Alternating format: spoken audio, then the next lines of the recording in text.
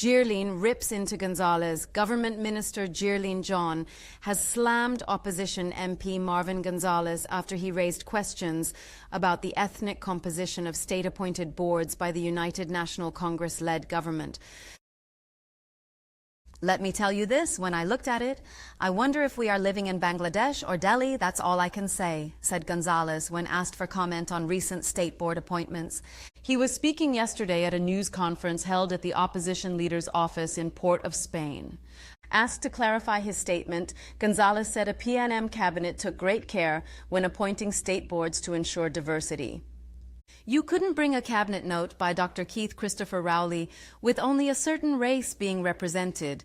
It must represent Trinidad and Tobago. That is how a PNM cabinet conducted itself. And Rowley would ask you directly if that board was being taken from India if it only represented a particular race, or is it a board from Ghana? He continued, and I remember former minister Colum Imbert, as the corporation's soul, would ask you even before cabinet, is that a board from Mozambique? Gonzalez emphasized the PNM's commitment to ethnic diversity. What we are seeing here today by the UNC government, if it doesn't trouble you, then I don't know what will trouble us as a society, he said, committed to cultivating ethnic harmony in this country.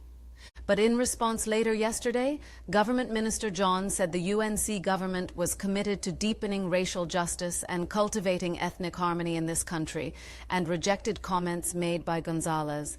In response to questions from the Express, John, who is the Minister of Works and Infrastructure, noted that Gonzalez raised concerns about the ethnic composition of state-appointed boards, commenting that when he looked at it, he wondered if we are living in Bangladesh or Delhi. John condemned Gonzalez's comments as she reminded that the majority of the population voted for the UNC government at the April 28th general election.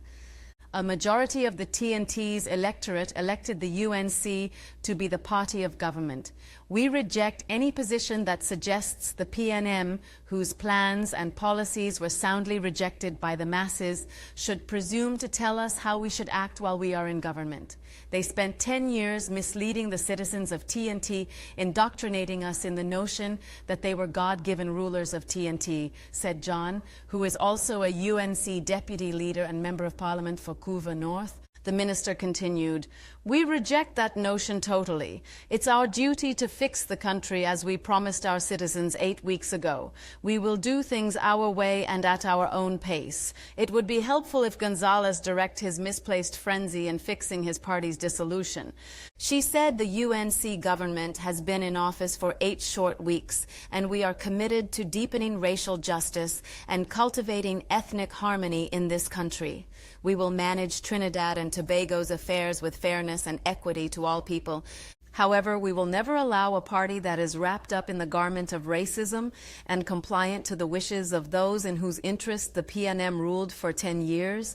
The rich did get richer. By our deeds you shall know us. We were elected by the broad-based support of our society. We intend to honor and respect that trust that has been placed upon us, she said.